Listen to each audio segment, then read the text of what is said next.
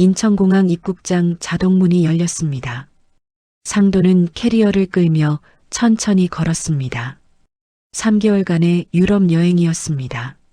아내 정희와 함께 가려던 여행이었지만 정희는 출발 직전 몸이 좋지 않다며 사양했습니다. 혼자라도 다녀오세요. 당신 평생 꿈이었잖아요. 정희의 말에 마지못해 떠났던 길이었습니다. 상도는 올해 73입니다. 은퇴 전 지방법원 판사로 30년을 일했습니다. 법복을 벗은 뒤에도 그는 여전히 고든 자세를 유지했습니다. 흰 머리가 반쯤 섞인 머리를 단정하게 빗어넘긴 모습, 깔끔한 회색 재킷 차림이 그의 성품을 말해주었습니다. 공항 밖 픽업존에 아들 지훈이 서 있었습니다. 40대 초반의 지훈은 대기업 과장으로 일합니다. 상도는 손을 들어 반갑게 인사했습니다. 아버지, 오셨어요. 지훈의 목소리는 평소보다 낮았습니다. 표정도 어딘가 굳어 있었습니다. 그래, 고생했다. 어머니는? 집에 계세요. 짧은 대답이었습니다. 상도는 무언가 이상함을 느꼈지만 피곤함 탓으로 돌렸습니다. 차 안은 침묵으로 가득했습니다. 지훈은 운전대만 바라봤습니다. 상도는 창밖을 보며 말을 이었습니다. 어머니 건강은 괜찮으시지? 네, 괜찮으세요. 대답이 늦었습니다.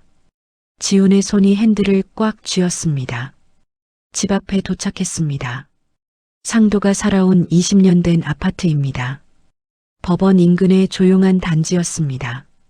엘리베이터를 타고 12층에 올랐습니다. 현관문을 열자 익숙한 집 냄새가 났습니다.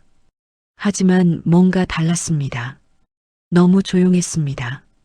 어보 왔소. 상도가 큰 소리로 불렀습니다. 대답이 없었습니다.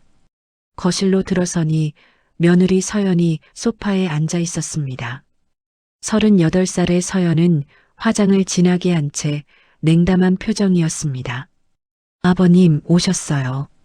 인사는 형식적이었습니다. 눈을 마주치지도 않았습니다. 정희는 어디 있나? 상도가 물었습니다. 서연은 손톱을 만지작거리며 대답했습니다. 침실에 계실 거예요. 상도는 침실로 향했습니다. 문을 열었습니다. 침대는 깔끔하게 정돈되어 있었습니다. 하지만 안에는 없었습니다. 옷장을 열어보니 정희의 옷들이 반쯤 사라져 있었습니다. 가슴이 철렁했습니다. 상도는 급히 거실로 돌아왔습니다. 정희가 어디 갔다는 거요? 목소리가 커졌습니다. 서연은 여전히 무표정했습니다. 지훈이 소파 옆에 섰습니다. 그의 눈가가 붉어졌습니다. 아버지. 지훈이 입을 열었다 닫았습니다. 한참을 망설이더니 작은 목소리로 말했습니다. 어머니가 요양원에 계세요. 뭐라고? 상도는 믿을 수 없었습니다. 3개월 전만 해도 정희는 건강했습니다. 산책도 하고 요리도 하던 사람이었습니다. 치매 증상이 심해지셔서 전문 시설이 필요하다고 해서 지훈의 말이 떨렸습니다. 서연이 차갑게 끼어들었습니다. 의사 소견이에요. 어쩔 수 없었어요. 상도는 두 사람을 번갈아 봤습니다. 지훈의 회피하는 눈빛, 서연의 오만한 태도, 뭔가 끔찍하게 잘못되었다는 직감이 들었습니다. 어느 요양원이지? 안산에 있는 실버타운이에요. 조용하고 좋은 곳이에요. 서연의 대답은 너무 매끄러웠습니다. 준비된 답처럼 들렸습니다. 상도는 가방을 든 채 현관으로 향했습니다. 어디 가세요? 서연이 물었습니다. 상도는 돌아보지 않았습니다. 내 아내한테 가야지. 문이 쿵 소리를 내며 닫혔습니다. 복도에 홀로 선 상도는 주먹을 꽉 쥐었습니다. 30년간 법정에서 수많은 사건을 다뤄온 그였습니다. 거짓과 진실을 구별하는 감각이 남아 있었습니다. 방금 들은 말은 거짓이었습니다. 엘리베이터 안에서 상도는 휴대폰을 꺼냈습니다. 정희에게 걸려온 부재중 전화가 10여 통 있었습니다. 모두 2달 전 기록이었습니다. 그 이후로는 아무것도 없었습니다. 손이 떨렸습니다. 밤 공기가 차가웠습니다. 상도는 아파트 단지를 빠져나와 택시를 잡았습니다. 가로등 불빛 아래 그의 그림자가 길게 늘어졌습니다. 안산 실버타운으로 가주시오. 차가 출발했습니다. 상도는 창밖을 응시했습니다. 지나가는 거리의 불빛들이 흐릿하게 번졌습니다. 30년 법관 생활 동안 그는 많은 가족 분쟁을 봤습니다. 재산을 둘러싼 다툼, 부모를 버리는 자식들, 탐욕에 눈먼 사람들. 하지만 그것이 자신의 가정에서 일어나리라고는 상상도 못했습니다. 차창에 비친 자신의 얼굴이 보였습니다. 73세 늙은 판사. 이제는 법복도 없이 홀로 싸워야 하는 남편이자 아버지. 상도는 눈을 감았습니다. 정희의 얼굴이 떠올랐습니다. 45년을 함께한 아내. 아직도 그녀의 웃음소리가 귓가에 맴돌았습니다. 기다려요, 어보. 내가 반드시 당신을 데려올 테니. 상도는 나지막이 중얼거렸습니다. 그의 눈빛이 차갑게 가라앉았습니다. 진실을 밝히겠다는 결의가 서렸습니다. 택시는 어둠 속을 달렸습니다. 멀리 고속도로 불빛이 반짝였습니다. 택시가 안산 외곽의 한적한 길에 멈춰 섰습니다. 상도는 요금을 건네고 내렸습니다. 밤 11시가 넘은 시각이었습니다. 실버타운 해맑은 집이라는 간판이 보였습니다. 3층짜리 건물이었습니다. 조용했습니다. 너무 조용했습니다. 상도는 현관으로 걸어갔습니다. 문이 잠겨 있었습니다. 초인종을 눌렀습니다. 잠시 후 젊은 남자 직원이 문을 열었습니다. 안녕하세요. 면회 시간은 내일 오전 10시부터인데요. 박정혜 씨를 만나러 왔습니다. 남편입니다. 상도가 신분증을 꺼냈습니다. 직원은 난처한 표정을 지었습니다. 지금은 어르신들이 다 주무시는 시간이라 꼭 봐야 합니다. 3개월 만에 귀국한 참입니다. 상도의 목소리는 단호했습니다. 직원은 잠시 망설이다 고개를 끄덕였습니다. 잠깐만 기다리세요. 직원이 안으로 들어갔습니다. 10분쯤 지났습니다. 상도는 초조하게 복도를 서성였습니다. 건물 안에서 희미한 불빛이 새어나왔습니다. 들어오세요. 직원이 다시 나타났습니다. 상도는 안으로 들어갔습니다. 복도는 좁고 어두웠습니다. 소독약 냄새가 코를 찔렀습니다. 2층 끝 방까지 안내받았습니다. 235실입니다. 직원이 문을 두드렸습니다. 안에서 작은 목소리가 들렸습니다. 들어오세요. 문이 열렸습니다. 정희가 침대에 앉아 있었습니다. 상도의 가슴이 무너졌습니다. 아내는 3개월 사이 많이 수척해져 있었습니다. 머리는 단정하지 못하게 흐트러져 있었습니다. 하지만 눈빛은 또렷했습니다. 상도를 보자 정희의 눈에 눈물이 고였습니다. 여보, 정희가 떨리는 목소리로 불렀습니다. 상도는 곧장 아내에게 다가가 손을 잡았습니다. 손이 차가웠습니다.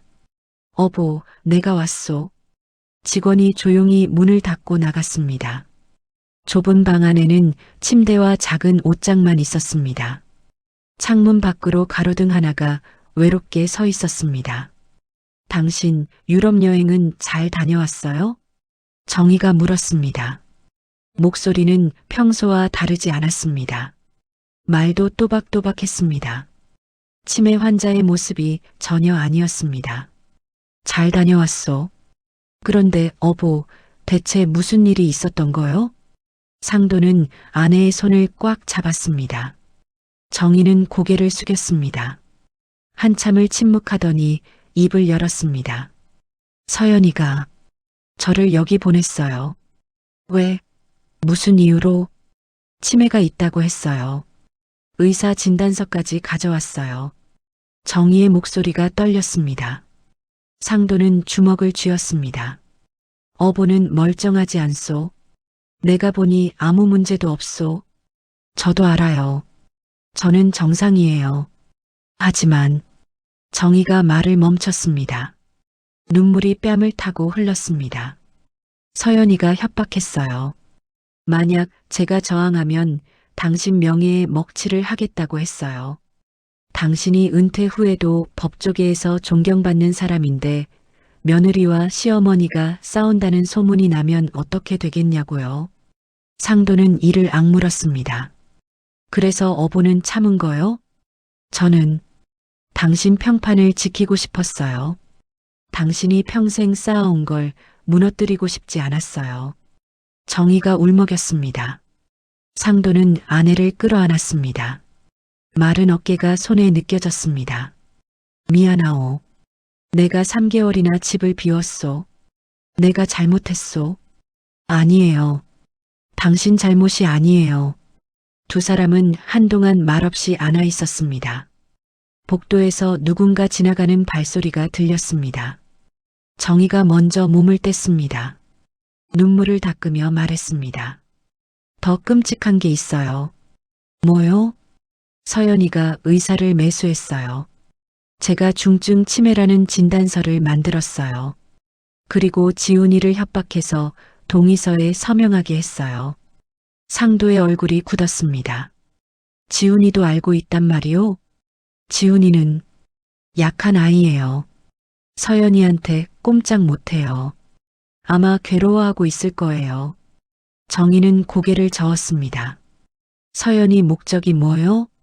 아파트예요. 우리 아파트가 재건축 대상이라는 거 알고 있죠?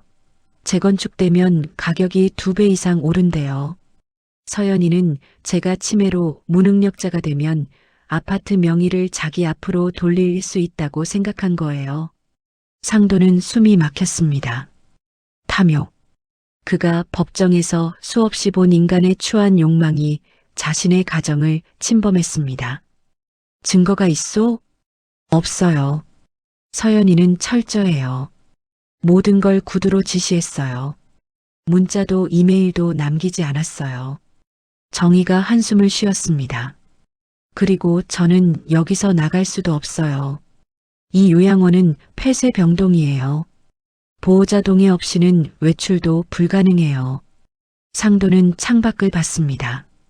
철창은 없었지만 창문에 특수 잠금 장치가 달려 있었습니다. 사실상 감옥이었습니다. 어보, 나를 믿으시오. 상도가 아내의 손을 다시 잡았습니다. 내가 반드시 당신을 여기서 빼낼 거요. 그리고 서연이가 한 짓을 세상에 드러낼 거요. 하지만 증거가 없는데 어떻게? 방법이 있소. 내가 30년간 법정에서 일하지 않았소. 상도의 목소리는 차분했지만 단단했습니다. 정희는 남편의 눈을 바라봤습니다. 그 안에서 예전에 보던 날카로운 결의를 발견했습니다. 조금만 참으시오. 길어야 일주일이면 될 거요. 알았어요. 조심해요. 정희가 남편의 손을 꼭 쥐었습니다. 상도는 요양원을 나왔습니다. 밤 공기는 더욱 차가웠습니다. 그는 휴대폰을 꺼내 오랜 친구에게 전화를 걸었습니다. 대법원 판사를 역임한 동기 강민수였습니다. 민수야, 나야. 급한 일이 생겼네. 내일 아침에 만날 수 있나? 통화는 짧았습니다. 상도는 택시를 잡아타고 집으로 향했습니다. 차 안에서 그는 눈을 감았습니다. 머릿속으로 계획을 세웠습니다. 증거를 확보해야 했습니다. 서연의 통화 내역, 의사와의 거래, 정황, 위조된 진단서의 모순점, 법정에서 배운 모든 것을 동원해야 했습니다. 택시가 아파트 앞에 도착했습니다. 상도는 천천히 계단을 올랐습니다. 엘리베이터 대신 걸어서 올라갔습니다. 생각을 정리할 시간이 필요했습니다. 12층에 도착했을 때 그의 표정은 평온했습니다. 하지만 눈빛은 예리했습니다. 현관문을 열었습니다. 거실 불은 꺼져 있었습니다. 지훈과 서연은 이미 잠든 듯 했습니다. 상도는 자신의 서재로 들어갔습니다. 책장에서 오래된 법률 서적을 꺼냈습니다. 그리고 노트를 펼쳤습니다. 펜을 들었습니다. 첫 줄을 썼습니다. 증거 확보 계획. 긴 밤이 시작되었습니다. 새벽 5시였습니다. 상도는 서재 책상에 앉아 있었습니다. 밤새 잠을 이루지 못했습니다.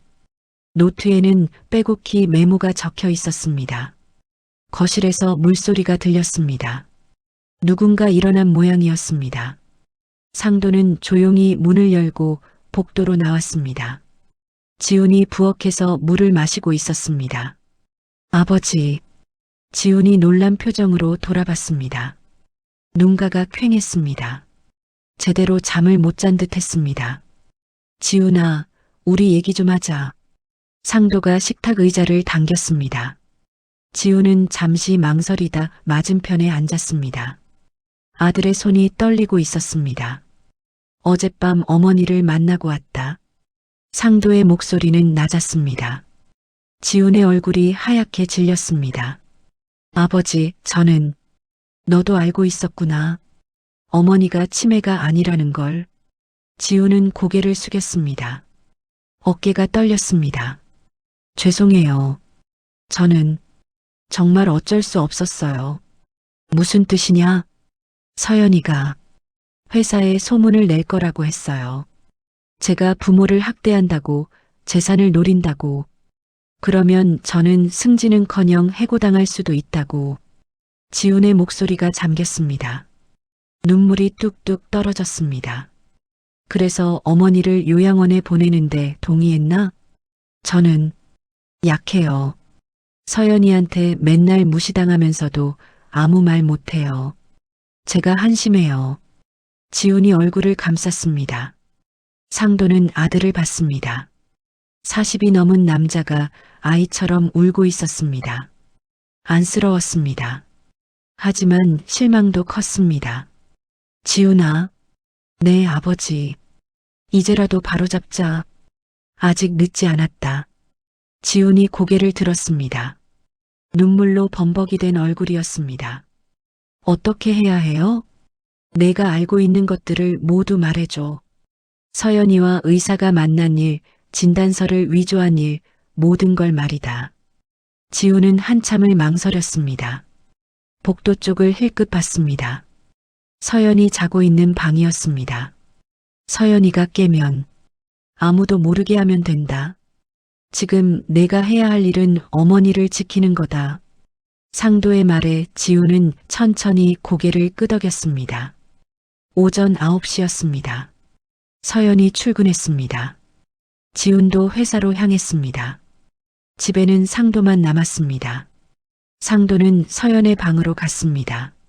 문을 열었습니다. 깔끔하게 정돈된 방이었습니다. 화장대 위에 노트북이 놓여 있었습니다. 컴퓨터를 켰습니다.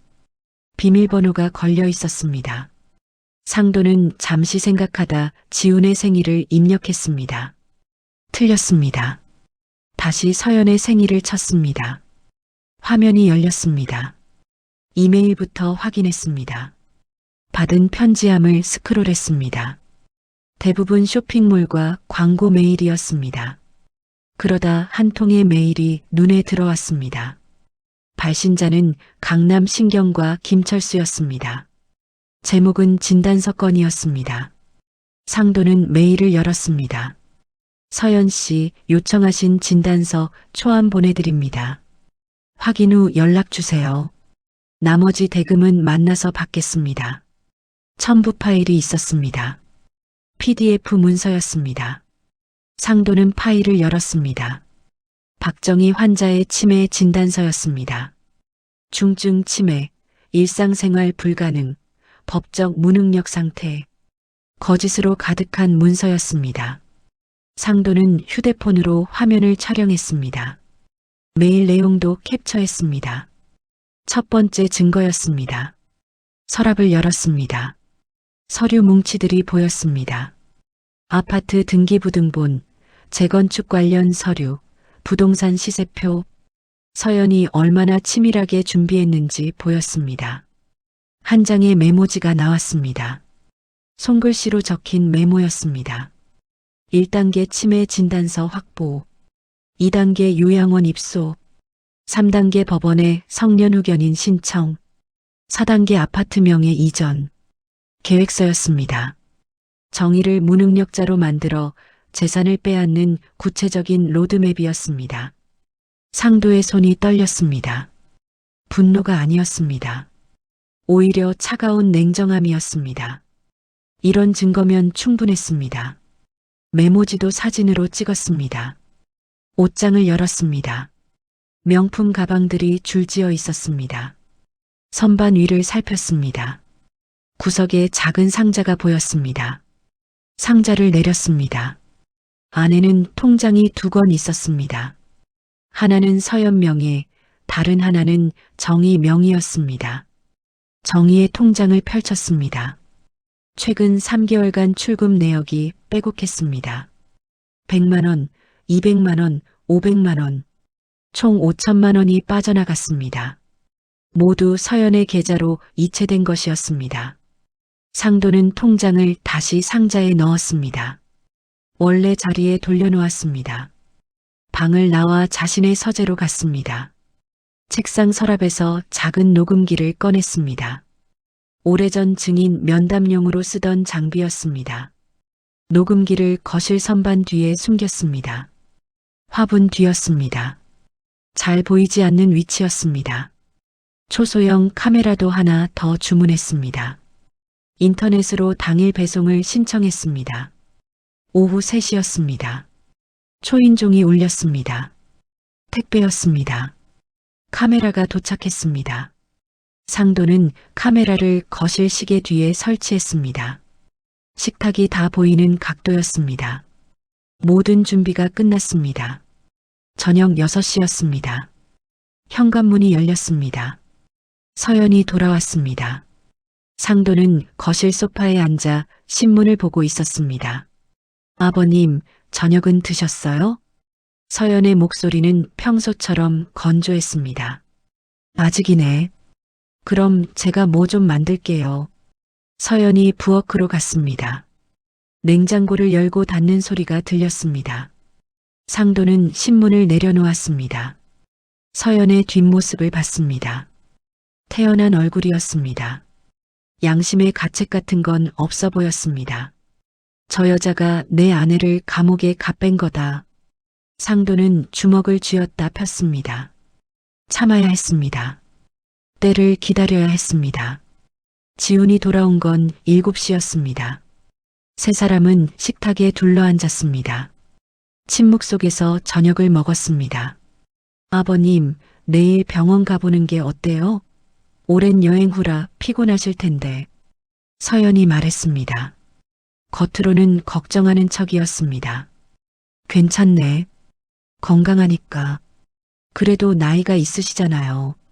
정기검진 받으세요. 서연의 말투에는 가시가 숨어 있었습니다. 늙은이라는 단어를 에둘러 던진 것이었습니다. 상도는 대답하지 않았습니다. 밥을 조용히 먹었습니다. 식사가 끝났습니다. 서연과 지우는 자기 방으로 들어갔습니다. 상도도 서재로 향했습니다. 책상 앞에 앉았습니다. 녹음기와 카메라가 잘 작동하는지 확인했습니다. 모두 정상이었습니다. 상도는 노트를 펼쳤습니다. 오늘 확보한 증거들을 정리했습니다.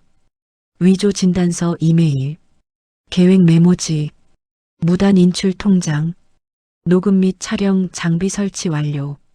이제 결정적 한 방이 필요했습니다. 서연이 직접 자백하는 장면이었습니다. 상도는 펜을 내려놓았습니다. 창밖을 봤습니다. 어둠이 깔려 있었습니다. 아파트 단지의 불빛들이 반짝였습니다. 어딘가에서 정희도 이 밤하늘을 보고 있을 것이었습니다. 조금만 기다리시오, 어보. 곧 끝낼 테니. 상도는 눈을 감았습니다. 내일 해야 할 일들을 머릿속으로 그렸습니다. 법정에서 배운 인내심이 필요한 때였습니다. 그리고 마지막 승부수를 던질 날도 멀지 않았습니다. 사흘이 지났습니다. 상도는 매일 같은 패턴으로 움직였습니다. 아침에 산책을 나갔습니다. 오후에는 서재에 머물렀습니다. 저녁에는 말없이 식사를 했습니다. 서연은 점점 방심했습니다. 상도가 아무것도 모른다고 생각한 듯 했습니다. 목요일 오후였습니다. 서연이 발코니에서 통화를 시작했습니다. 상도는 서재 문을 살짝 열고 귀를 기울였습니다. 녹음기가 작동 중이었습니다. 언니 나야. 서연의 목소리였습니다. 평소보다 들뜬 톤이었습니다. 응, 시어머니. 요양원에 잘 있어. 아무 문제 없어. 침묵. 재건축 조합에서 연락 왔어. 내년 상반기에 착공 들어간대. 그럼 아파트 값이 지금의 2배는 될 거야. 서연이 웃었습니다. 차갑고 날카로운 웃음이었습니다. 당연히 내 명의로 돌릴 거야. 성년후견인 신청만 통과되면 끝이야. 변호사가 다음 주에 서류 넣는데 상도의 주먹이 떨렸습니다. 시아버지, 걱정 없어. 늙은이가 뭘 알겠어. 매일 서재에 처박혀서 책이나 보던데 의심하는 눈치도 전혀 없어. 서연의 목소리가 낮아졌습니다. 지훈이 그냥 바보야. 내가 하라는 대로만 해. 어차피 회사에서도 승진 못하는 루저잖아. 나한테 잘 보여야 살 수 있다는 거 알아. 상도는 조용히 문을 닫았습니다. 녹음은 충분히 되었습니다. 손이 부들부들 떨렸습니다. 하지만 표정은 침착했습니다. 이제 끝을 보자. 그날 저녁이었습니다. 상도는 전화 한 통을 걸었습니다. 대법원 시절 동기였던 강민수 변호사였습니다. 민수야, 증거 확보 다 됐네. 내일 요양원으로 와줄 수 있나? 물론이지. 시간 말해. 오후 2시. 요양원에서 작은 행사가 있다네. 그때 모든 걸 끝내려고. 알았어. 내가 가지. 통화를 끊었습니다. 상도는 노트북을 열었습니다. 확보한 증거들을 USB에 저장했습니다. 이메일, 사진, 녹음 파일, 영상. 모든 것이 담겼습니다. 다음 날 금요일 아침이었습니다. 상도는 평소보다 일찍 일어났습니다. 정장을 꺼내 입었습니다.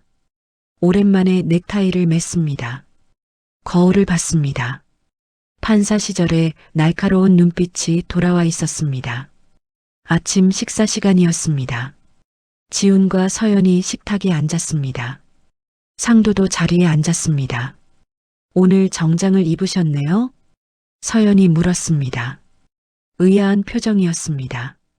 요양원에서 가족 행사가 있다더군. 참석하려고. 아, 그거요? 저희는 바쁜데. 너희는 오지 않아도 돼. 나 혼자 갈 테니. 상도의 목소리는 단호했습니다. 서연은 잠시 머뭇거리다 고개를 끄덕였습니다. 그럼 그러세요. 어머님께 안부 전해주세요. 그래야겠지. 상도는 커피를 마셨습니다. 지우는 고개를 숙인 채 밥만 먹었습니다. 오후 1시였습니다. 상도는 택시를 타고 요양원으로 향했습니다. USB는 재킷 안주머니에 넣었습니다. 요양원에 도착했습니다. 로비가 북적였습니다. 가족과 함께하는 가을 음악회라는 현수막이 걸려 있었습니다. 강민수 변호사가 입구에서 기다리고 있었습니다. 60대 후반의 민수는 여전히 정정했습니다. 두 사람은 악수를 나눴습니다. 준비 다 됐나? 응. 요양원장과도 이야기 끝났어. 협조해 주기로 했네. 고맙네. 둘은 행사장으로 들어갔습니다. 강당에는 의자들이 놓여 있었습니다. 노인들과 가족들이 자리를 채우고 있었습니다. 정희가 앞쪽 의자에 앉아 있었습니다. 상도를 보자 눈이 커졌습니다. 상도는 아내 옆에 앉았습니다. 여보, 오늘 모든 게 끝나오. 정말요? 믿으시오. 정희는 남편의 손을 꽉 잡았습니다. 음악회가 시작되었습니다. 바이올린 연주가 흘러나왔습니다. 하지만 상도의 머릿속은 다른 곳에 있었습니다. 연주가 끝날 무렵이었습니다. 요양원장이 무대에 올랐습니다. 오늘 특별한 순서가 하나 있습니다. 박정희 어르신의 남편분께서 말씀하실 게 있다고 하셨습니다. 마이크를 상도에게 건넸습니다. 상도는 천천히 무대로 올라갔습니다. 객석의 시선이 집중되었습니다. 정희는 떨리는 눈으로 남편을 봤습니다. 안녕하십니까? 저는 박정희의 남편 최상도입니다. 상도의 목소리는 차분했습니다. 오늘 여러분께 사실을 알리고자 합니다. 제 아내는 치매 환자가 아닙니다. 객석이 술렁였습니다. 제 며느리가 재산을 노리고 아내를 이곳에 가뒀습니다. 의사를 매수해 거짓 진단서를 만들었습니다. 그리고 아내를 법적 무능력자로 만들려 했습니다. 강당이 조용해졌습니다. 사람들의 눈이 커졌습니다. 상도는 USB를 꺼냈습니다. 여기 모든 증거가 있습니다. 위조된 진단서, 계획 메모, 무단 인출된 통장 내역, 그리고 며느리가 공범과 나눈 통화 녹음, 스크린에 이메일이 띄워졌습니다. 김철수 의사가 보낸 진단서 초안이었습니다. 다음은 서연의 손글씨 메모였습니다. 1단계 치매 진단서 확보. 마지막으로 녹음이 재생되었습니다. 시아버지, 걱정 없어. 늙은이가 뭘 알겠어. 서연의 목소리가 강당에 울려 퍼졌습니다. 아파트는 결국 내 거야. 성년후견인 신청만 통과되면 끝이야. 객석에서 탄식이 터졌습니다. 몇몇은 고개를 저었습니다. 상도는 마이크를 내려놓았습니다. 무대에서 내려와 정희에게 갔습니다. 아내는 눈물을 흘리고 있었습니다. 이제 끝났소. 집으로 가시지. 그때 강당 뒤쪽 문이 열렸습니다. 서연이 서 있었습니다. 얼굴이 새하얗게 질려 있었습니다. 아버님, 이게 무슨... 자네가 한 짓이네. 모두 들었을 거야. 상도의 목소리는 차가웠습니다. 서연의 다리가 휘청거렸습니다. 뒤에 지훈이 서 있었습니다. 그는 아내를 붙잡지 않았습니다. 그저 고개를 숙였습니다. 나는 그냥... 서연이 중얼거렸습니다. 말이 제대로 나오지 않았습니다. 강민수 변호사가 다가왔습니다. 서연 씨, 이 증거들은 이미 검찰에 제출되었습니다. 곧 조사 연락이 갈 겁니다. 서연은 주저앉았습니다. 바닥에 털썩 무릎을 꿇었습니다. 상도는 정희의 손을 잡았습니다. 가시지, 어보. 집으로. 두 사람은 강당을 나갔습니다. 뒤에서 서연의 흐느끼는 소리가 들렸습니다.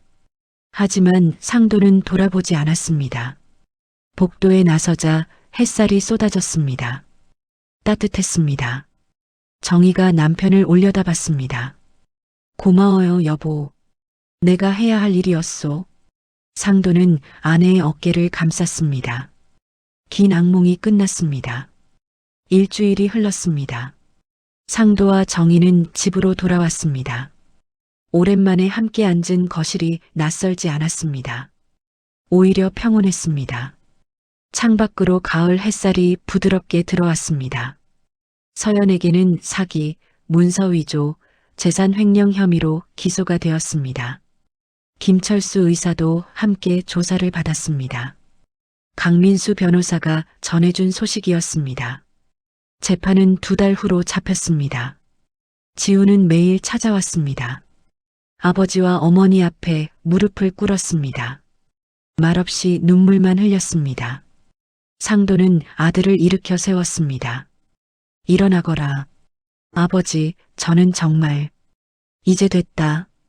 내가 약했던 건 맞지만 결국 진실편에 섰잖니. 지우는 아버지의 손을 잡았습니다. 그 손이 떨렸습니다. 이혼할 거예요. 지훈이 말했습니다. 목소리는 작았지만 단호했습니다. 그건 내 선택이다. 우리는 존중하마. 정희가 아들의 어깨를 토닥였습니다. 지우는 다시 고개를 숙였습니다. 그날 저녁 상도는 발코니에 나가 담배를 피웠습니다. 10년 만에 다시 집어든 담배였습니다. 연기가 밤하늘로 올라갔습니다. 정희가 옆에 섰습니다. 담배 끊으셨던 거 아니었어요? 그랬지. 오늘만 한 대 피우고 싶더군. 정희는 남편의 팔짱을 꼈습니다. 두 사람은 말없이 도시의 불빛을 봤습니다. 멀리 한강이 어렴풋이 보였습니다. 여보, 왜요? 미안했소. 내가 여행을 가지 말았어야 했는데. 정희는 고개를 저었습니다. 당신 잘못이 아니에요. 누가 이런 일을 예상이나 했겠어요. 그래도 내가 집을 비운 사이에 어보가 고생을 했잖소. 이제 다 끝났잖아요. 우리 다시 시작하면 되죠. 정희의 목소리는 따뜻했습니다. 상도는 아내의 손을 잡았습니다. 주름이 가득한 손이었습니다. 하지만 여전히 따스했습니다. 한 달이 지났습니다. 재판이 시작되었습니다. 상도는 증인석에 섰습니다. 판사가 질문을 던졌습니다. 상도는 차분하게 답했습니다. 모든 증거를 제시했습니다. 변호인은 반박했지만 무의미했습니다. 서연은 피고석에 앉아 있었습니다. 화려하던 화장기는 사라졌습니다. 핏기 없는 얼굴이었습니다. 눈가에는 다크서클이 짙었습니다. 재판이 끝난 뒤 복도에서 서연과 마주쳤습니다. 그녀는 고개를 들지 못했습니다. 상도는 그냥 지나쳤습니다. 말할 것이 없었습니다. 징역 3년이 선고되었습니다. 집행유예는 없었습니다. 김철수 의사는 2년을 받았습니다. 의사 면허도 취소되었습니다. 판결이 나던 날 상도와 정희는 법원 앞 공원을 걸었습니다. 단풍이 붉게 물들어 있었습니다. 낙엽이 바람에 흩날렸습니다. 속이 다 시원하지는 않네요. 정희가 말했습니다. 왜요? 지훈이가 걱정돼요. 아직 젊은데 이혼하고 혼자 살아야 하잖아요. 지훈이는 강해질 거요. 이번 일로 많이 배웠을 테니. 그랬으면 좋겠어요. 두 사람은 벤치에 앉았습니다. 공원에는 노인들이 산책하고 있었습니다.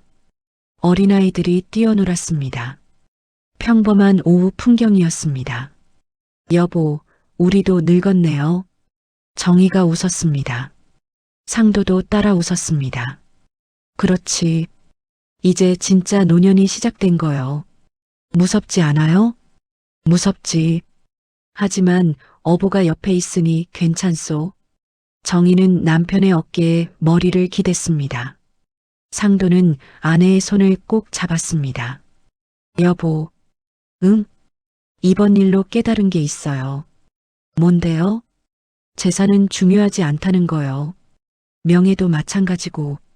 진짜 중요한 건 신뢰더군요. 서로에 대한 믿음. 정희는 고개를 끄덕였습니다. 맞아요. 우리가 서로 믿지 못했다면 이겨내지 못했을 거예요. 그리고 존엄도요. 노인이라고 함부로 대할 수 없다는 걸 보여줘야 했소. 상도의 목소리는 단단했습니다. 정희는 남편을 올려다봤습니다. 그의 눈에는 여전히 날카로움이 남아 있었습니다. 하지만 예전과는 달랐습니다. 더 부드러워진 날카로움이었습니다. 두 달이 더 흘렀습니다. 겨울이 왔습니다. 첫눈이 내렸습니다. 상도와 정희는 창가에 앉아 눈을 봤습니다. 커피 향이 거실에 퍼졌습니다. 여보, 내년 봄에 여행 갈까요? 정희가 물었습니다. 어디로요? 유럽이요. 당신이 혼자 다녀온 그곳들. 이번엔 함께 가요. 상도는 아내를 봤습니다. 그녀의 눈에는 설렘이 있었습니다. 70을 넘긴 나이에도 여전히 빛나는 눈이었습니다. 그러시지. 우리 함께 갑시다. 약속해요. 약속하오. 두 사람은 손을 마주 잡았습니다.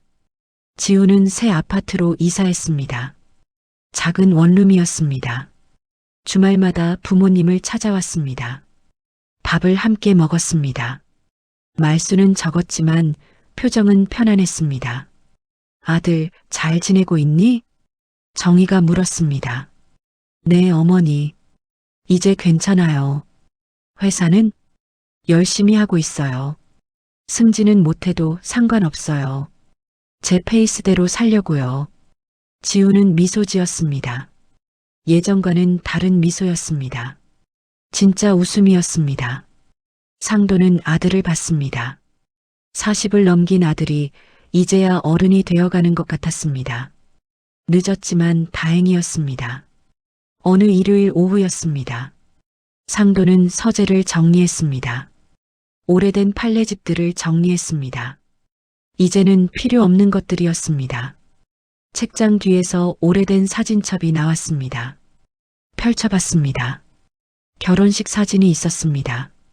젊은 날의 자신과 정희가 웃고 있었습니다. 지훈이 태어났을 때 사진도 있었습니다.